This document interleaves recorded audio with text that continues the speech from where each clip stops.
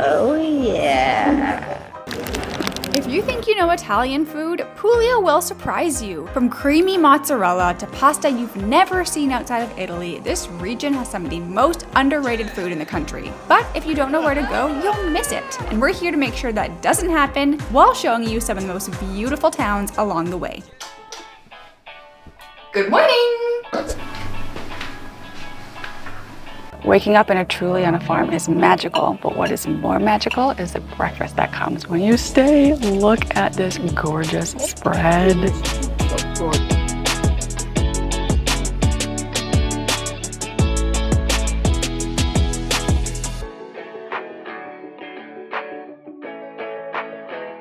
I'll try one of these. This year they're small because really there was. So Puglia is really famous for almonds. So we got like a sweet Torelli, one of those crunchy crackers, sugar, almond. It's like, reminds me of those blue tin cookies that you get at Christmas.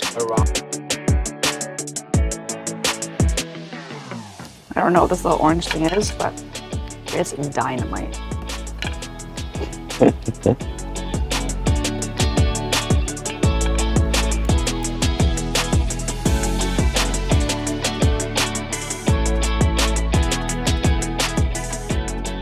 Welcome to the beautiful Baroque town of Lecce, Italy.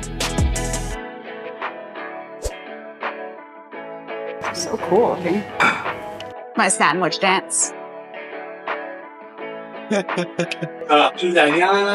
Perfect. We made it just in time for lunch before the restaurant closes, and it's time for another puccia, if you remember them from Matera. Crispy bread, all the fillings, super simple and delicious. Let's see if they're any different from Matera, because this is actually where they're from. So they should be. The bread, it's actually a little thinner and it's softer. It was very much like a crouton. And Matera, it's got some fake jam on it, so it's sweet and salty. Prosciutto and cheese, I like it better than Matera. Sorry, Matera. To work off your puccia, make sure you stroll around the historic center of Lecce. It's known as the Florence of the South for its beautiful Baroque architecture. And then stop at the most famous place for a sweet treat from the province of Lecce. We got the goods, we got the goods. The best kind of gift is a pastry gift. So this pasticciotto. This is how I also open Christmas gifts. Oh my god. Oh my god. They really wrap these. It's an Italian pastry crust. Inside apparently is custard and sour cherries. Oh yeah. I don't see sour cherries, but I see custard. Okay, tell us in the comments if you're sad that there's no sour cherries or if you go all custard. It's warm. It reminds me of something. Pastel de nata? But also something else, kind of like, I want to say Dunkaroos. It's really, really good. It's warm, it's flaky. The custard has like a little bit of a really strong vanilla flavor, and it's really, really gooey, as you can see. Yeah, you gotta eat this. Is this creepy?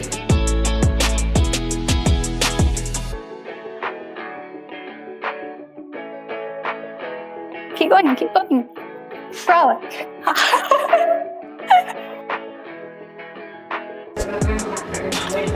All right, this is Caffe Leccese?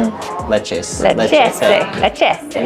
Yes. Normally, Italians don't drink ice in their coffee, but in Puglia, it is different. This is espresso, hot espresso on ice, and then also some almond milk, almond syrup. Just stir it up and drink. Chin chin. It's actually really sweet. Very almondy. I think I'm gonna let the ice just melt a little bit, but this is very good. Are you still recording? Yeah. Why?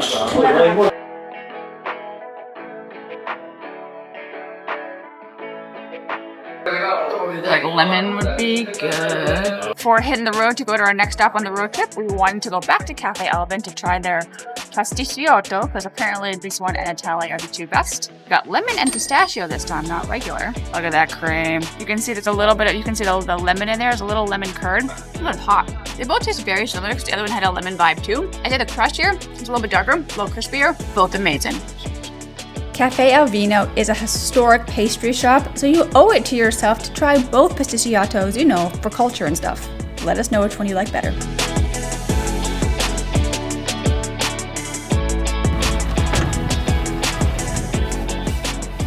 After all that cheese and wine, a great little stop on your road trip is Ostuni to walk it off. A town known for being a city on the hill and for its beautiful whitewashed walls.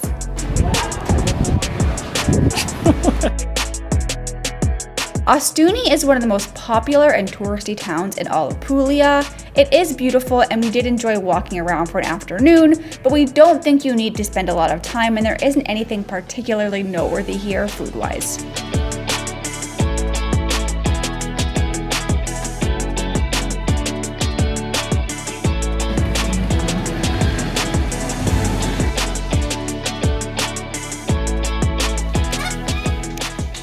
We're staying at another truly inspired masseria in Puglia. We're gonna see if the breakfast is as good as I say it was. Coffee, need. Thank you.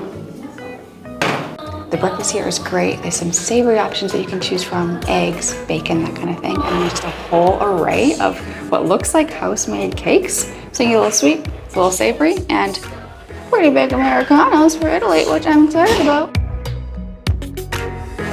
I'm pretending that we went in this summer.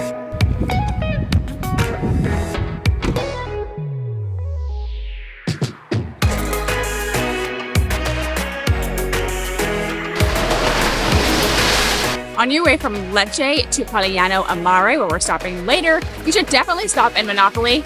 Not like the game. Coastal city. There's nothing super notable food-wise, but it is a really cute little town with a beautiful port to stroll around. The best part about Monopoli is that the boardwalk, or the Lungo Mare, wraps around the whole old town. This way you can stroll and really see the fishermen doing their job and get immersed in the local life.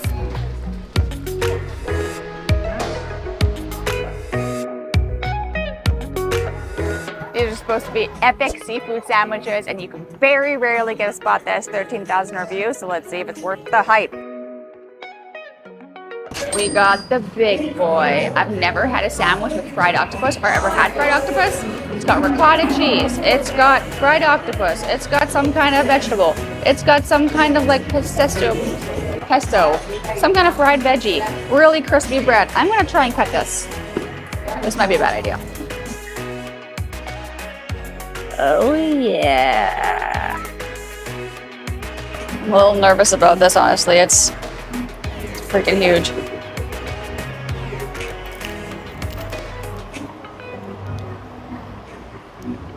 The octopus is so not chewy, not like tire on my face. With that ricotta cheese, I was a little bit worried about ricotta and octopus. Really creamy, really light. A little bit of maybe a turnip pesto, but very traditional here. Really fresh. The bun is super light and crispy. And they scoop it out so it doesn't feel like it's really heavy. It feels indulgent, but also like kind of healthy at the same time. It's a winner. If you can believe it, this is fast food in Italy. McDonald's, take a hike. If you're not feeling the big sandwich, you can also get a little box of raw fish. So fresh. Perfect with a little bit of their house wine. So was it worth the hype? Caleb and I both decided that don't go to your way for it, but if you are in Polignano and Mare, give it a try.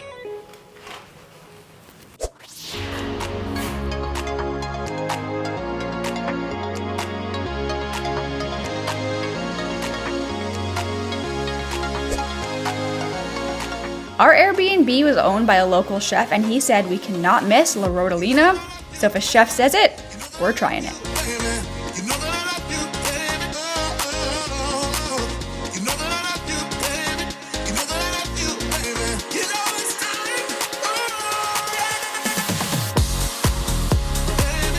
I got some rain and some panzerotti. So when you're in Puglia, you have to get a panzerotti, which is like the southern Apulian version of a calzone. So they're very small and they're deep fried instead of baked. We got an assortment. I honestly don't know what's inside, so it's kind of like panzerotti roulette. Like really hot, so I might burn my face. This one has pesto, and maybe some meat. They're actually really light. They don't feel super greasy. They're really tasty. I was a little worried that they're going to be really heavy. Very much good. I speak English. Polignano a Mare is probably the most famous town in Puglia, known for its dramatic cliffs, gorgeous beaches, and that iconic beach between the rocks you've seen all over Instagram. It was a little bit too touristy for us, but it was still beautiful and you should at least spend a day here.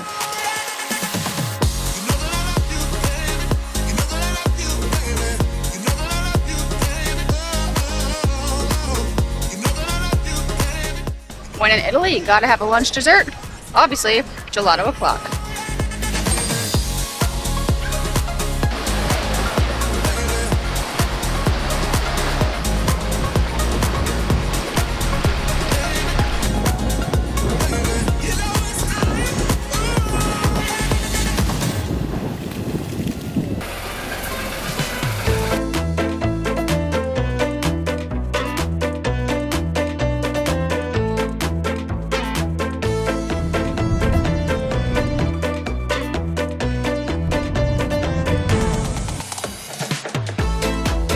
That means I cannot go that way. We're gonna die! You'll probably fly out of Bari, the region's capital, and it also has some of the best food in all of Puglia. The traditional Italian dinner has to start with antipasti and wine, so we're doing as the Italians do, especially when it's half a liter for $5. So we got the traditional spread to start, the antipasti spread, which is a mixture of seafood and veggies, a very small sampling of traditional food from the Puglia region, before we move on to the spicy spaghetti. Oh, more! It keeps coming! Oh, wow! I'm dead. We thought we were done, but then the food just kept coming. Cheers! Here's burrata. Burrata cheese is actually a tradition to the Puglia region. Even though it's famous all across Italy, this is kind of like the motherland. So apparently, El Sorso Preferito is the creator of the famous Bari-ese, or the pasta of Bari, spaghetti alla assassina, which is not assassin pasta. It's not going to kill you. It might though, because apparently it's very spicy. But how they cook it is really different than regular pasta. Normally pasta is boiled, we all know this. But this is kind of cooked like risotto. So it's cooked in the pan with just enough water to absorb it, and it gets really crispy, and the burning is intentional as opposed to boiling with all the water. And then they put it in a really spicy red sauce with pepperoncini. That's where the name assassin comes from. So I'm a little nervous because I'm spice sensitive, but I guess we're going in. I don't know how to twirl.